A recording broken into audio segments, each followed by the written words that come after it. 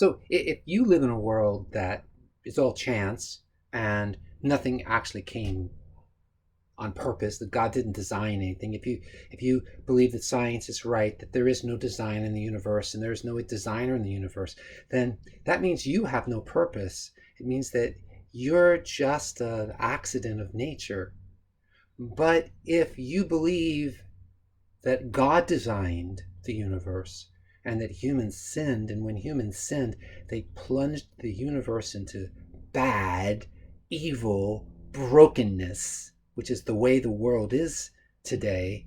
And if you believe that the reason that the world is so messed up is not just because of bad chances or bad choices, but if it's because human beings have sinned against the Creator and the world has been changed and it has been made a bad place to live, a place filled with pain and suffering and sorrow and oppression and hatred and rebellion. If you believe that the world is the way it is because humans are in rebellion against God, then you need to also believe that God made you as a human being with a purpose. And that's important to understand, because if you don't believe that God created the universe, if you don't believe there's a plan, then you have no purpose. And you can't make a purpose because there is no such thing as purpose. I mean, yeah, the purpose that I did this was because I wanted to make her feel happy. You can say that. That's a kind of a fake purpose, though, because if you as a human being are just chance and not the plan of God, then you have no purpose in life. And if you have no purpose in life, well, then why are you even here? But according to the Bible, humans do have a purpose. God created them with a purpose, and that purpose is very important. And it's a purpose that really tells you what you're supposed to be and do. I mean, seriously, it's like everywhere you go, you have a purpose. Like a hammer, okay? So you've got a hammer, and a hammer has a purpose. And if you say, "Oh, I've got this hammer. Look at this thing, and this is going to be really great for me to use to cut flowers." Well, hammers are not good for cutting flowers. So here, I got this hammer. It's going to be really good for changing diapers. Don't use a hammer to change diapers. Don't use a hammer to wash dishes. Don't use a hammer to cut flowers. Hammers are used for a very specific purpose. Well, if God made you, and he had a purpose in making you as a human being, well, if you take a hammer and use it for the wrong purpose, it ruins things. And if you take a human being and use that human being for the wrong purpose, that also ruins things.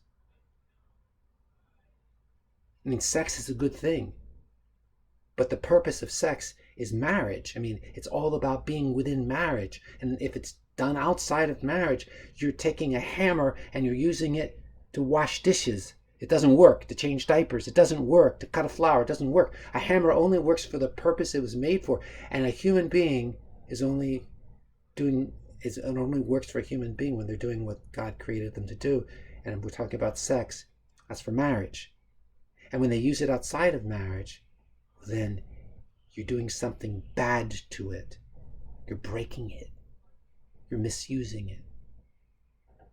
But you, beyond just that, you are a human being whom God created. And God gave all human beings a purpose.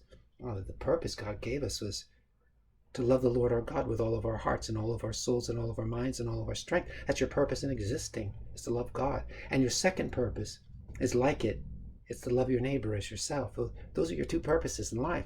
I mean, you can always know, well, why am I here? Oh, I'm here to love God. Why am I here? I'm here to love my neighbor. What? Yes, that's what your purpose is. I'm here to love God. I'm here to love my neighbor. Yes, just like a hammer works really well at hammering nails. It doesn't work well for washing, or it doesn't work well for changing diapers, but it's great for hammering nails. There's nothing else as good as a hammer for hammering nails. And your purpose in life is to love God. Your purpose in life is to love your neighbor. And there's nothing better at that than a human being, except